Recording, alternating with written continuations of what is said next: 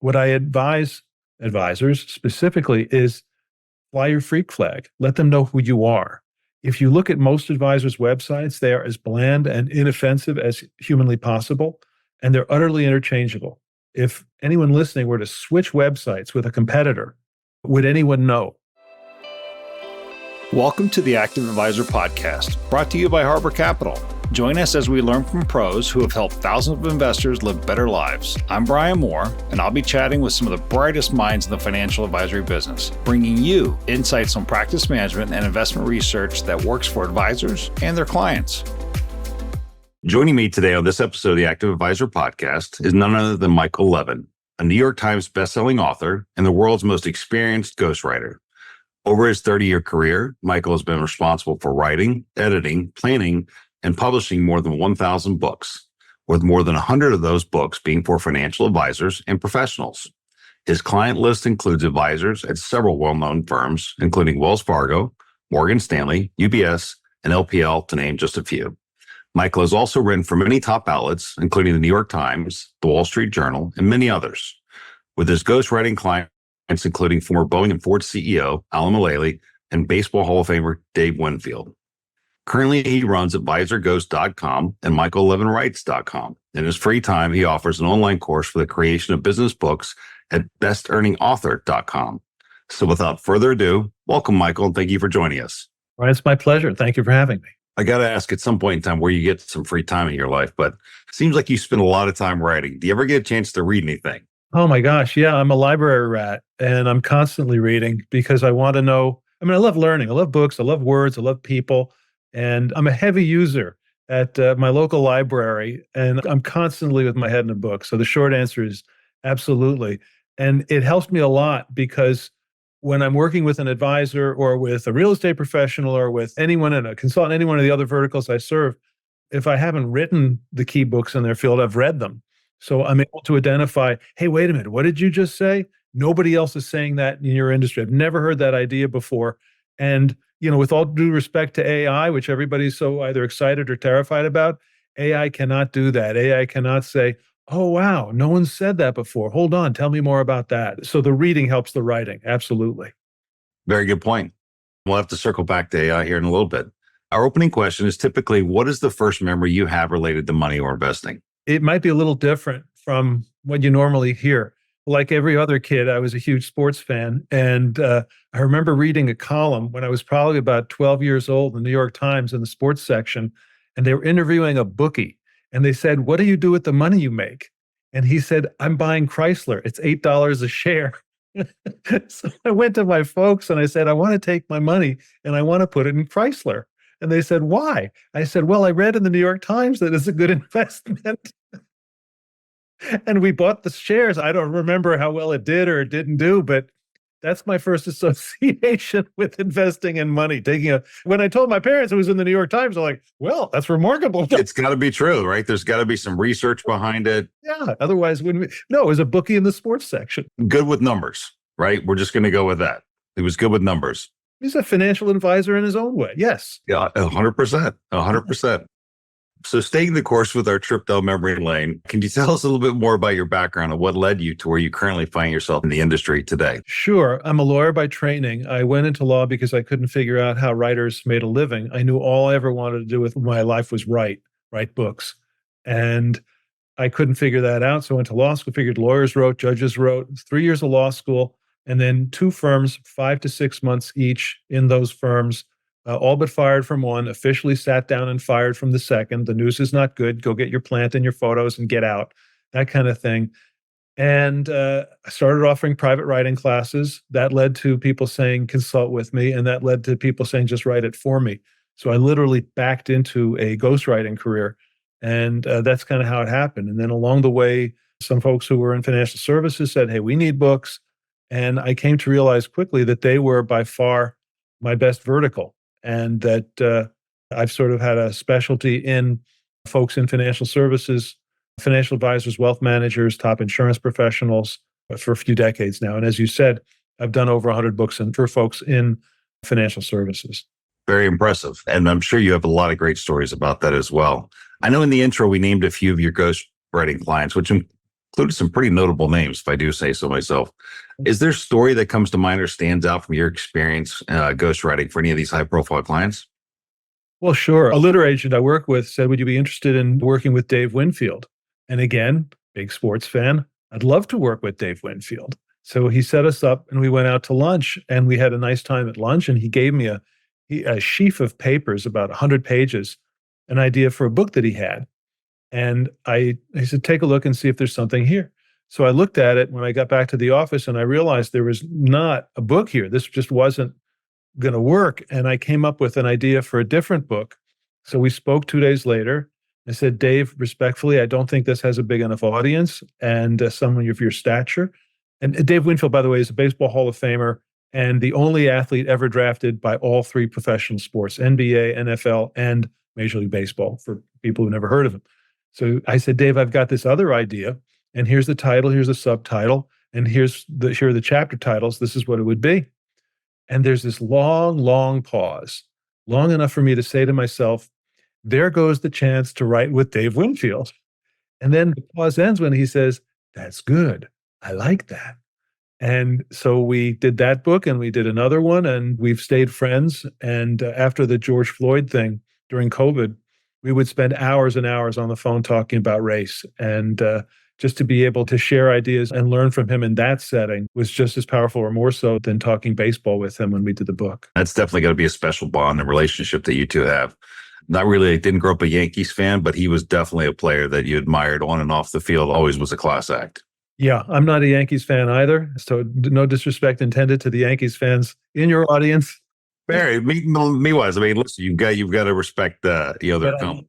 Yeah, I respect I taught my kids when they were tiny to say, we love the Red Sox, we respect the Yankees. Yes, very true. Very true. I just say they had a very good century. That's what I tell my Yankee fan friends when they say, do you know how many titles we have? I'll say, well, you have a very good century.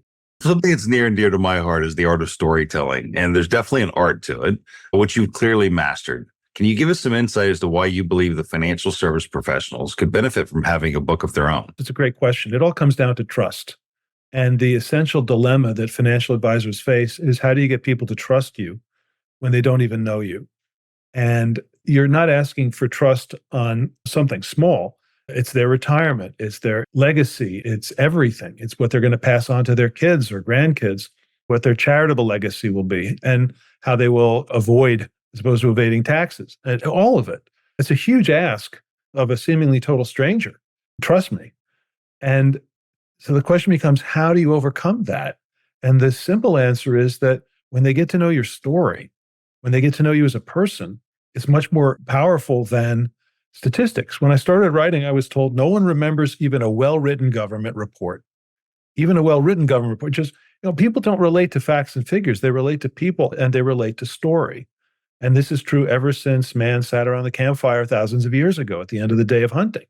So it's when we tell stories, that's when we really, really connect with each other.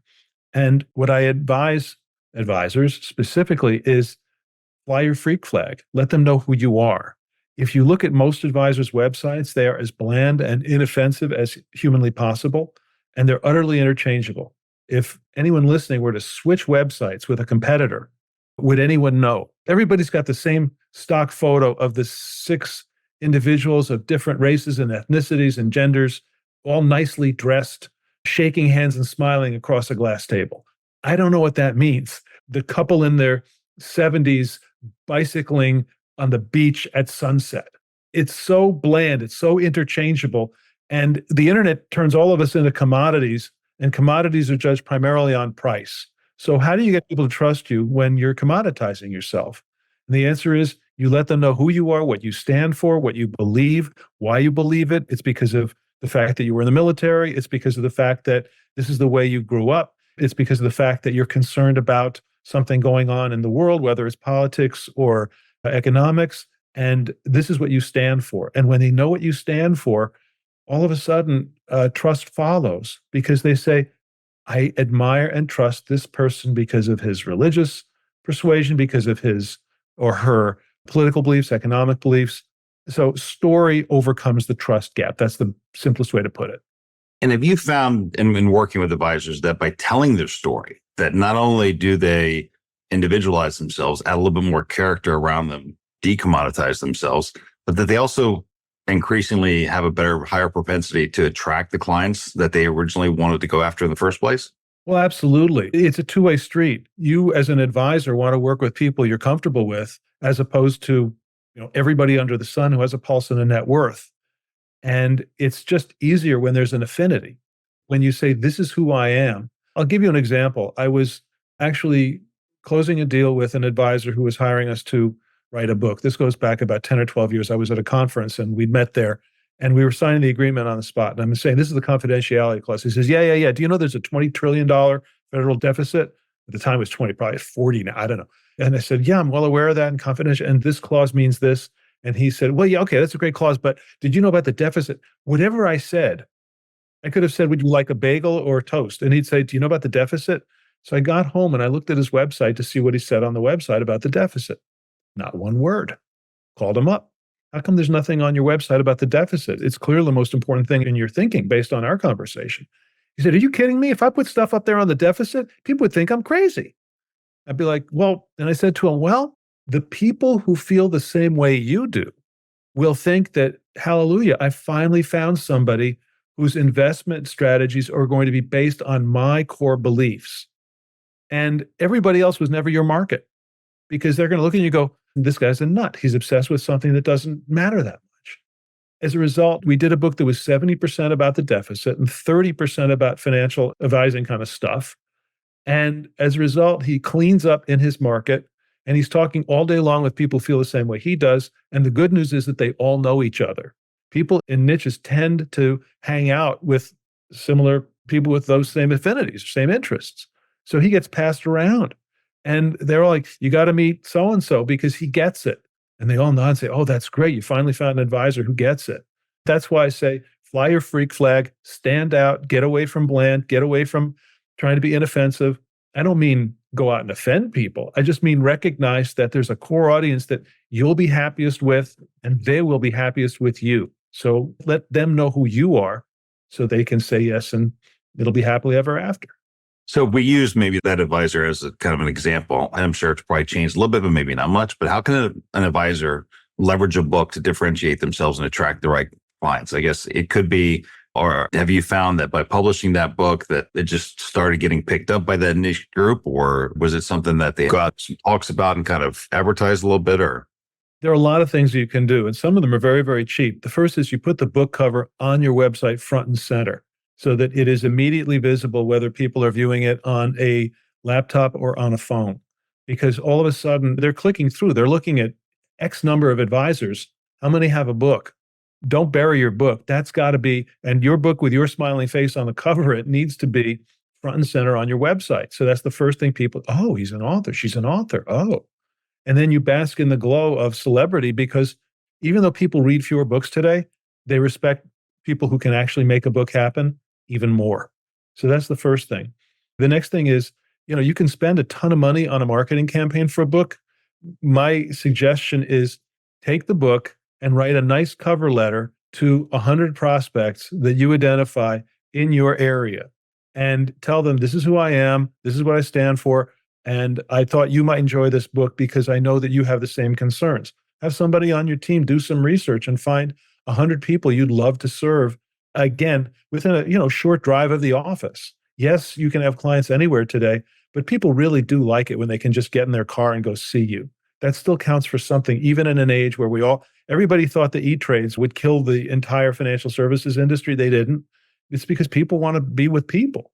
It doesn't cost much to put 100 copies of the book into 100 envelopes and 100 stamps. I mean, how often do you get a book from an author that's autographed and with a nice personalized note indicating that he or she has taken the time to do a little bit of homework on you and not in a creepy way, but just to find out that there's a connection there? That doesn't happen every day. And then you put on the signature of your email, a photo of the cover of the book and a link so that people can download the PDF version and they can read that. And then you can use the book to get speaking. And then the other great thing about a book is that it convinces the co-decision makers, because a lot of the time it'll be the husband in a couple, if I may be old-fashioned, who meets the advisor for the first time. And then he goes back and tells the wife, hey, I found the guy. And if it's anything like my wife, she rolls her eyes and says, yeah, like the last guy you found for whatever, the plumber or the whatever. And then he says, yeah, but here's his book. And she reads the book and she says, you found the guy. And this is true whether it's a wife or a husband or a partner or whatever. It's also true if there are co-decision makers involved who are lawyers, accountants, wealth managers, whatever it is. And so you're able to use your book to enroll the co-decision makers who were not in the room with you or on the Zoom call with you when you made the first prospect call. I could go on, but those are a bunch of ways right off the bat that cost practically nothing to get the book out there working for you. Given that a certain segment of the population is moving away from long form content, what are some of the ways you can leverage a book to create short form content? Most people today are doing short form stuff. They're on social media, and I mean advisors as well as regular folks, everybody. And it's all about blog posts and everything else. So the mere fact that you have a book just indicates that you have more to say and that you're able to organize and marshal your thoughts in ways that are going to be really useful and important for the reader. This is an era where we're almost in a post-literate world where people have basically given up on informing themselves. There are fewer newspapers and people are spending less time getting news from real and trustworthy sources. We're in a kind of a crisis that way. I'm not here to solve that crisis. I am here to help the advisor recognize that you want to stand out and that where everybody else is doing short form, you're going long. And you're saying, I have a lot of thinking that goes into how I serve. And it's more than I can put in an Instagram post. And it's important enough that it deserves to be between two covers. And that's why I took the trouble to write this book. And the same effort that I put into thinking for the creation of this book is the effort that I'm going to put into serving you. And can the other advisors you're thinking about make the same claim? Probably not. So we've touched on some of the why, but now let's lean into more of the how. Several of our previous guests have been advisors who have gone independent and are trying to build their own brand with limited resources. What are some of the best ways to make a book happen with limited time and resources? I put up a course called the Best Earning Author System. And the reason is that there are a lot of courses out there that teach you how to write, but there's nothing out there that teaches you how to write a business book, how to write a book that an advisor can use or person in really any area of business to use as a marketing tool, as the ultimate business card, as the ultimate leave behind. And it basically walks the person through how to organize, plan, have somebody interview you on, write, rewrite, publish, and best of all, market and monetize your book. So I could go on for a while, and I do. I go on for 6 hours and 20 minutes.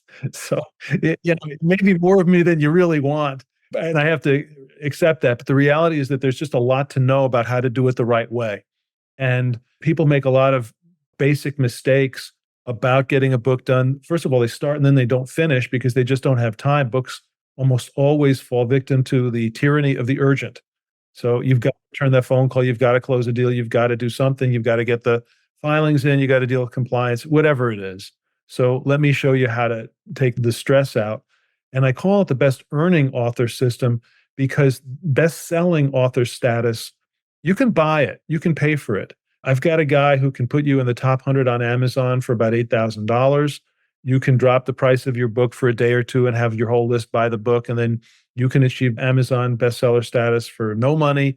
I know 2 people who can and do get books on the Wall Street Journal bestseller list for $65,000. So what I'm saying is bestseller status is often bought and paid for and is not a reflection of the success of the book. And most important, does not put money in your pocket. I'm big on what I call CPR, which stands for cash in your pocket right now.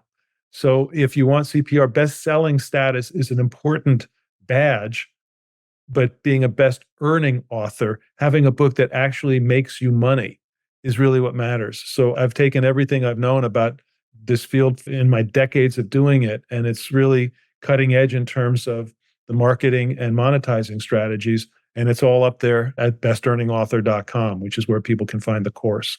So if you don't want to spend the money on a ghost, I'd rather have you buy, well, of course I want you to buy my course. I'm being silly, but I'd rather have you get the knowledge rather than go to somebody who will claim to do a book for the same amount of money that the course costs and leave you with nothing that you can be proud of or that you could put your name on. So you get what you pay for in ghostwriting, as in anything else. Definitely, it sounds like. So let me ask you a question. I've also seen that you recommend independent publishing. Why is it better for financial services professionals to have independent publishing rather than getting a book deal with a major house? Sure. It's a great question. And my clients or my prospects ask me this all the time. The short of it is that most advisors who are not brand names will not get book deals no matter what, for a number of reasons. The first is that you're busy building your business. They want you to have been very busy building out your social media, your keynotes, and your television appearances. And unless you have a major footprint in those three areas, they're not going to touch you. Second, they're not going to come near you because you are using your book to get business. You don't care if you sell a copy, and all they care about is selling copies. There's a total mismatch of interests, and they can smell that from a mile away. So they don't want you. But here's why you don't want them. And it used to be that everybody thought, oh, well, if it doesn't have Simon & Schuster on it or Random House, then no one will trust it. Today, people don't care. People don't even know. The major publishers have made a terrible error, an irreversible error, not making their brands part of buying decisions the same way cars or any other product. You know what a Kia is and you know what a Rolls Royce is, but nobody knows the difference between a Simon & Schuster book and a St. Martin's Press book. So nobody cares. So that's the short of it. Your market does not care who published the book. All they care about is, does your book solve my problem? Then the question becomes, why don't you want New York, aside from them not wanting you? Well, it's going to take another year to a year and a half minimum to get your book out with New York. Next, you're going to control all the money if you publish independently. You can publish it for $3 and sell it for 25 back of the room at conferences. Or you can give away all the copies you want. If your book has a $25 list price on it, New York publishers will sell it to you for 40% off. So that's about $18, 60, whatever it is. You're paying $18 a copy instead of $3 just to have a copy to give away. So the math is not with you. Let's say that something happens in the world or in the marketplace that changes everything. And that happens seemingly every day these days.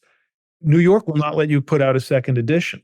If it's independently published, if you published it or a vendor that I like has published it, you can come out with a second edition a month from the publication of the first edition. I like to say that today, all books are either BC or AD. And that means they're either before COVID or after Donald. And it means that people can tell really quickly if a book is out of date.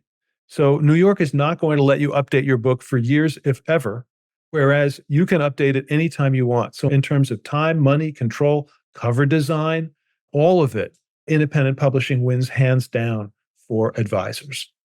Excellent advice. Given that we're still in the first week of 2024, and there's a lot of planning that needs to take place prior to publishing a book, what are the top 3 things an advisor should do this year if they plan on having their own book one day? Get going. That's 1, 2, and 3. As I said earlier, books fall victim to the tyranny of the urgent. There's always something that you have to do. You don't have to have a book. There are tons of advisors who are incredibly successful, never thought about doing a book. But if you want to have one, get going. Because if you say, well, it's a Q2 thing or a Q3 thing, in my experience, successful, busy people only become busier as time goes on. They don't become less busy. They've got better opportunities. They're making more money. They're doing more exciting things, but they don't have more time. So it's not like you're suddenly going to have an amount of time that you don't have now to get a book done. And the next thing is hire a ghost, whether it's me or anybody else who's competent and experienced in this field, because it's not the highest and best use of your time to get a book done. It would take a person weeks or months of locking himself or herself away to get a book done. I need an hour and a half to plan your book, and I need, or someone on my team needs, an hour per week to interview you. And in that hour, we can get enough for a full chapter for your book. Books that are successful range 125, 150 pages. You don't need to go longer. And that means that we need about 10 or 12 hours of interview time to get a book done. Everybody's got an hour a week for something important. The second thing is hire a ghost. And the third thing is when you hire the ghost or when you're talking to the ghostwriter you're going to use, ask them what they know about compliance and broker-dealers and FINRA and those sorts of things, because you can write a great book that will make your compliance people, your broker-dealer, angry as heck and miserable, and they're going to just be really unhappy with you going forward. Why? Because the book didn't follow the basic guidelines that compliance looks for in a book. I've been doing this for decades. I've watched how the industry has tightened up on advisors in terms of what they can say, what they cannot say, how they can say it. Every tweet has to go through. I mean, it's nuts. And meanwhile, the bad guys are still skating. So it's not like the system fixed everything. But the thing is that advisors have to work in this system. So get going, get a ghost, and get a ghost who understands what it means to write a compliance-friendly book from the start. Those are my 3 suggestions. I've got to ask you, it's something I was thinking about since we first talked. You've probably had to do an extensive amount of research on the financial advisory and financial business as a whole, just to be able to write about these topics and kind of speak about them intelligently. Has it piqued your interest anymore in the financial markets, or are you still happy with the bookie Chrysler view of the world? I think that the bookie touting Chrysler, he wasn't far wrong. I'm pretty sure it went up. So I follow things very carefully. I have to, because I can't have my advisor clients seeing me look surprised when they tell me something. But it's an absolutely fascinating world. It's an absolutely fascinating world. It is. It is. I didn't mean to diminish the bookie Chrysler, but I think it's just 2 different ways of looking at the world. Well, that's why I like to really read as much as I can and just get as many different perspectives. I mean, there are 2 great books about Elon Musk right now. One is the Walter Isaacson biography, and the other is the Ben Mesrick book, Breaking Twitter. You read them both and you see 2 different sides of Musk. I read them both. I love them both. You've got the new Michael Lewis book about, what's his name? Sam Banks, something or other, the crazy. Bankman-Fried. Yeah. And you read that, and it's another Michael Lewis instant classic. It's really, really interesting. I was working on a book for an individual who has a Bitcoin fund. And so I got to learn about that from the inside. It's an absolutely fascinating world. It never gets old or dull, and it's fun, and it's money. So it's interesting. So I love this stuff. Well, it sounds like you've been bit by the bug, or bit by the bug, should I say. Yes, definitely. That's great. Well, at Harbor, we're firm believers in active management, though it's important to acknowledge that everyone has their own unique perspective. From your experience, where have you observed advisors actively telling their story and making the most significant difference? Oh, man, that's a great question. I'll tell you a story about an advisor who did not become a client of mine. We met in my office when I was out in California back then, and somebody suggested to him that we meet because he needs a book.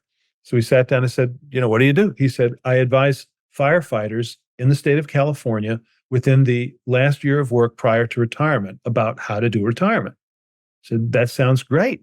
Have you ever thought about law enforcement or other public service figures? And he said, no, I don't need them. He said, they just pass me from firehouse to firehouse because they know who I am and they trust me. And I just go up and down the state of California. I go to the firehouse wherever when there's somebody who is within a year of retirement, and I get him or her straightened out, and that's about it. I said, well, I guess you don't really need a book then. He said, I don't. So the short of it is, your niche makes you rich, and trying to be all things to all people is exhausting and futile. So it really comes down to, who do you like to serve the most? Can you take the time to identify your ideal client, your perfect client? And I have a picture, it's hard to see behind me. It's over my desk. It's of a lighthouse. And I thought, instead of trying to be a flashlight scurrying around and trying to, find prospects here and there, be a lighthouse, be a beacon for what you stand for, putting out a light that's a safe haven. And you'll attract the right people as long as you've taken the time to define who your ideal clients are. So if you give the universe a mixed message, then you'll get a mishmash back. But if you have clarity about what you're looking for, it's going to be 10 times or 100 times better than it could have been. That's awesome. Thank you very much. Last question. Where can people find you? They can find me online at michaellevinwrites.com. It's my name plus WRITES, like writesbooks.com. They can find the course at bestearningauthor.com. They can find AdvisorGhost, which is advisorghost.com, which is just for people in financial services. And then finally, I'm going to give your folks my cell number. It is 617-543-3747. Even Yankee fans are welcome to call 617-543-3747. It's a Boston number. Operators are not standing by. It's my cell, this device. If you call, I will answer and we will talk. People say, why do you do that? And I once met a really top consultant whose cell number was on his website. So why do you do that? He said, only the right people call. So if you think it makes sense for us to talk, then just pick up the phone and let's talk. So that's how they can find me. Amazing. Well, thank you so much for joining us today. And here at Harbor, we also love the Lighthouse motto. It is on our logo. So we share that same affinity that you have. Yeah, precisely. And there it is. I see it right now. Bryan, thank you so much. This was really a pleasure. Thank you for having me. Thank you.